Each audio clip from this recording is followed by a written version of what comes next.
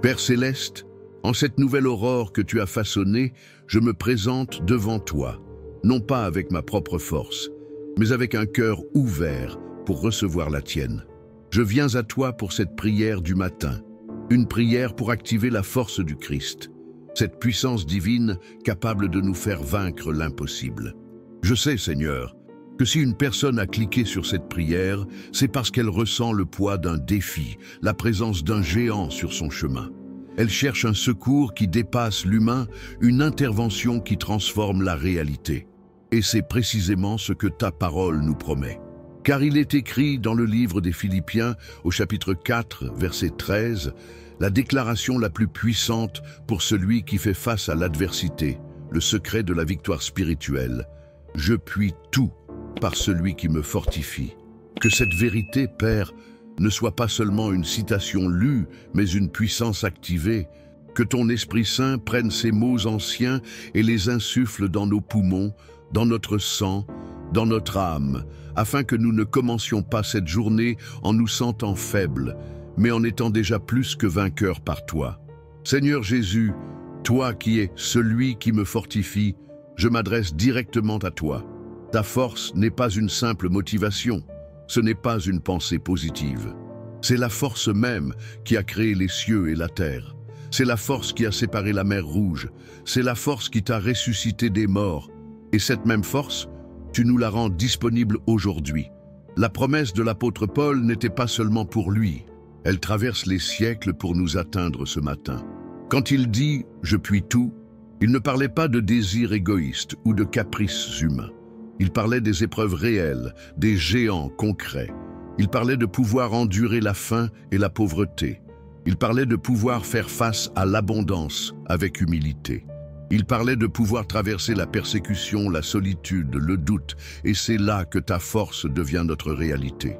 Aujourd'hui, Seigneur, nous transposons ce tout dans nos vies.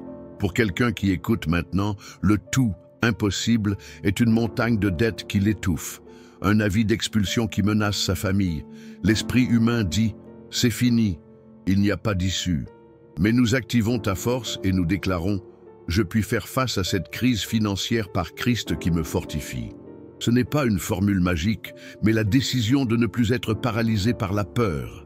C'est la force de chercher des solutions avec sagesse, la force d'avoir une paix surnaturelle au milieu de la tempête, sachant que tu es notre pourvoyeur, notre Jéhovah Jireh. Comme il est écrit dans ce même chapitre des Philippiens, « Et mon Dieu pourvoira à tous vos besoins selon sa richesse avec gloire, en Jésus-Christ. » Nous déclarons que la peur de manquer ne nous gouvernera pas aujourd'hui. Pour une autre âme, le géant est un diagnostic médical, une douleur chronique, une maladie qui semble incurable. La logique dit « accepte la défaite ». Mais ce matin, nous nous levons dans la foi et nous activons la force du Christ pour déclarer « je puis endurer cette épreuve, je puis trouver la paix au milieu de la souffrance, je puis croire au miracle de la guérison par Christ qui me fortifie ». Ta force, Jésus, ne supprime pas toujours l'épreuve instantanément, mais elle nous donne la capacité de la traverser sans nous effondrer. Elle est une ancre pour notre âme. Elle nous rappelle que même si l'homme extérieur se détruit, l'homme intérieur se renouvelle de jour en jour. Nous nous accrochons à ta promesse, celle où tu disais à l'apôtre Paul, dans sa propre faiblesse physique, « Ma grâce te suffit, car ma puissance s'accomplit dans la faiblesse. » Seigneur, que notre faiblesse aujourd'hui devienne le réceptacle de ta toute-puissance. Il y a aussi le géant du désespoir, de l'anxiété, de la dépression, ce vide intérieur, ce brouillard mental qui rend chaque tâche insurmontable. C'est peut-être le combat le plus silencieux, mais le plus dévastateur. Le monde offre des distractions, des solutions temporaires, mais nous venons à toi, la source de la vraie paix. Nous activons ta force pour déclarer « Je puis vaincre ces pensées de ténèbres, je puis calmer mon cœur angoissé, je puis trouver la joie au milieu des larmes par Christ qui me fortifie. » Tu n'es pas un Dieu lointain, indifférent à notre douleur. Tu es l'Emmanuel, Dieu avec nous. Tu as dit « Je vous laisse la paix, je vous donne ma paix. Je ne vous la donne pas comme le monde la donne, que votre cœur ne se trouble point et ne s'alarme point. » Nous recevons cette paix maintenant, une paix qui surpasse toute intelligence et qui garde nos cœurs et nos pensées en toi. Si vous qui écoutez, vous luttez dans votre esprit, je vous invite à poser la main sur votre cœur et à respirer profondément. Inspirez sa force, expirez la peur. Faites-le avec moi maintenant et ressentez le changement s'opérer. Cette force, Seigneur, s'étend aux relations brisées. Le pardon semble impossible, reconstruire la confiance semble impossible. Aimer un ennemi, comme tu nous l'as demandé, semble être la chose la plus surhumaine qui soit. Mais ta parole déclare « Je puis tout ». Donc, aujourd'hui, nous activons la force de pardonner à ceux qui nous ont blessés. Nous activons la force de demander pardon là où nous avons fauté. Nous activons la force d'aimer non pas avec notre amour humain limité et conditionnel, mais avec ton amour divin, l'amour agapé, qui se déverse dans nos cœurs par le Saint-Esprit. Nous brisons les chaînes de l'amertume et du ressentiment qui nous maintiennent captifs. Nous choisissons la liberté du pardon, non parce que l'autre le mérite, mais parce que tu nous as pardonné les premiers et que nous méritons de vivre en paix. Comment cette force fonctionne-t-elle? Comment passer de la théorie à la pratique? Ta parole nous donne l'exemple parfait avec David face à Goliath. Aux yeux de tous, la situation était impossible. D'un côté, un géant surentraîné, suréquipé, arrogant. De l'autre, un jeune berger avec une fronde et quelques pierres. La force humaine de David était nulle. S'il avait compté sur lui-même, il serait mort. Mais David a activé une autre force. Il a dit à Goliath, « Tu marches contre moi avec l'épée, la lance et le javelot. Et moi, je marche contre toi au nom de l'Éternel des armées. » C'est cela. Activer la force du Christ, c'est cesser de regarder la taille de notre géant et commencer à regarder la grandeur de notre Dieu. C'est changer notre perspective.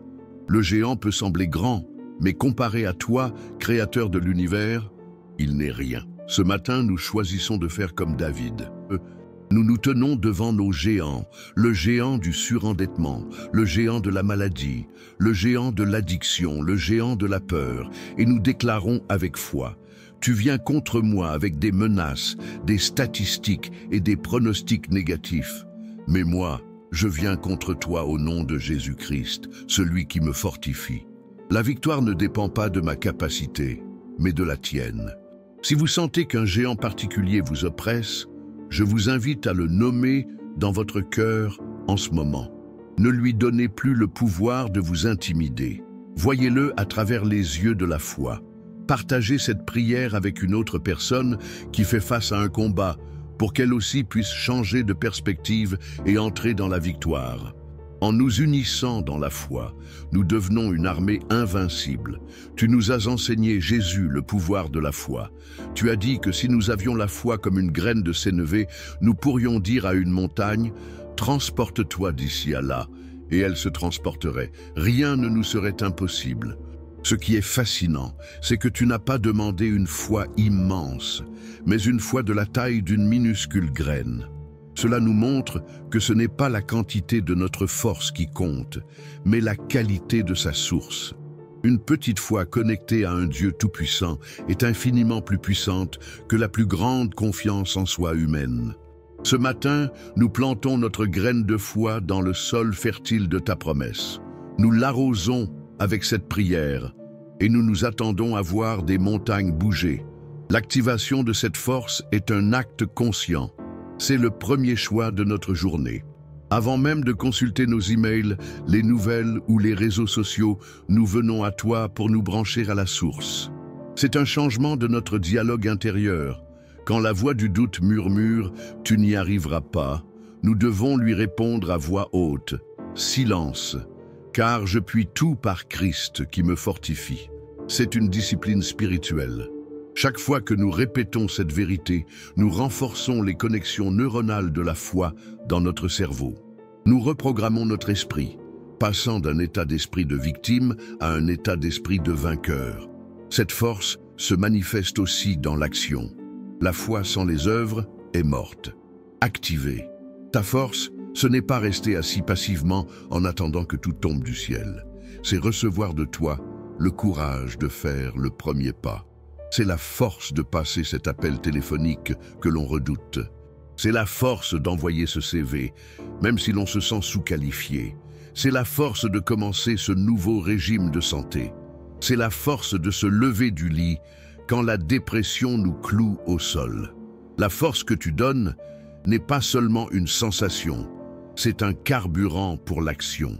Elle nous pousse à agir non pas avec l'anxiété de celui qui porte tout sur ses épaules, mais avec la confiance sereine de celui qui sait que tu es avec lui, qu'il marche devant lui et qu'il prépare le chemin. Le prophète Ésaïe a merveilleusement décrit ce processus. Il a écrit « Il donne de la force à celui qui est fatigué et il augmente la vigueur de celui qui tombe en défaillance. » Les adolescents se fatiguent et se lassent, et les jeunes hommes chancellent. Mais ceux qui se confient en l'Éternel renouvellent leur force. Ils prennent le vol comme les aigles. Ils courent et ne se lassent point. Ils marchent et ne se fatiguent point. Seigneur, combien de fois nous sentons-nous comme ces jeunes hommes qui chancellent? Nous avons essayé par nos propres forces et nous sommes épuisés. Ce matin, nous nous confions en toi. Nous cessons de nous débattre, nous attendons ta force. Nous croyons que tu vas renouveler la nôtre. Élève-nous au-dessus de nos problèmes, donne-nous la perspective de l'aigle, pour que nous puissions voir notre situation de haut, avec ta vision. Montre-nous la stratégie, montre-nous le chemin. Si vous vous sentez fatigué et à bout de force en ce moment, je vous invite à faire un geste prophétique. Levez les mains là où vous êtes, comme un enfant qui demande à être porté par son père, et recevez cette promesse d'Ésaïe. Recevez ce renouvellement.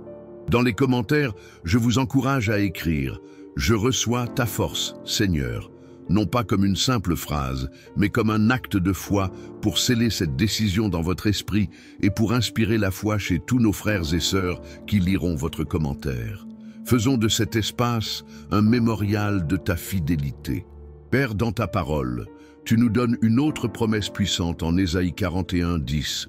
Ne crains rien, car je suis avec toi. Ne promène pas des regards inquiets, car je suis ton Dieu. Je te fortifie, je viens à ton secours, je te soutiens de ma droite triomphante. Cette promesse est l'antidote parfait à la peur qui accompagne le sentiment d'impossibilité. La raison pour laquelle nous n'avons pas à craindre, ce n'est pas parce que le problème est petit, mais parce que tu es avec nous. Ta présence est la source de notre force. Ton soutien est notre garantie de victoire. Ce matin, nous choisissons de nous appuyer entièrement sur ta droite triomphante. Nous refusons de promener des regards inquiets sur les vagues de la tempête et nous fixons nos yeux sur toi, Jésus, l'auteur et le consommateur de notre foi.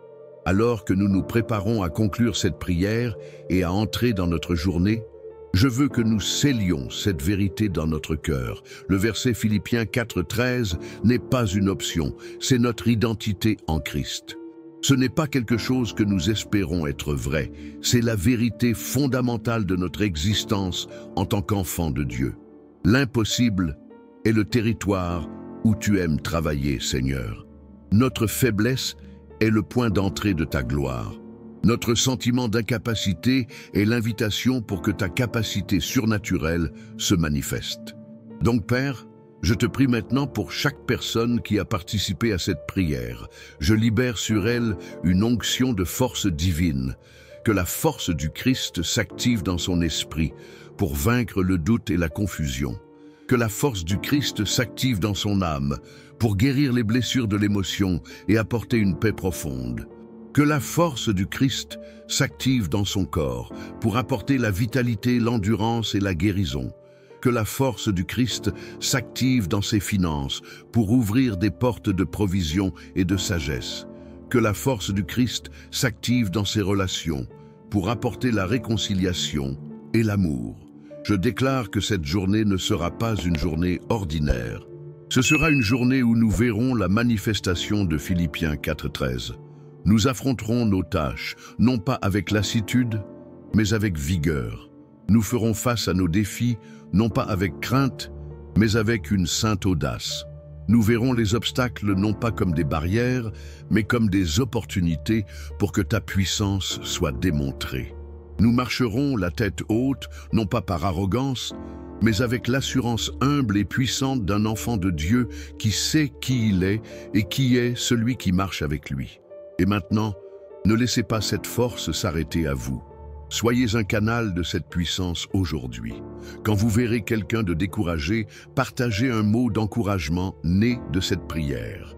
Partagez ce lien, cette prière matinale, pour que votre famille, vos amis, vos collègues et même des inconnus sachent qu'il y a un Dieu qui fortifie son peuple et qui rend le possible là où le monde voit l'impossible. C'est l'évangélisation la plus puissante, une vie transformée par la force du Christ. N'oubliez pas de vous abonner à cette chaîne et d'activer la cloche, afin que nous puissions nous retrouver chaque matin. Car c'est dans la constance et la discipline que notre foi grandit et que l'activation de cette force devient une seconde nature.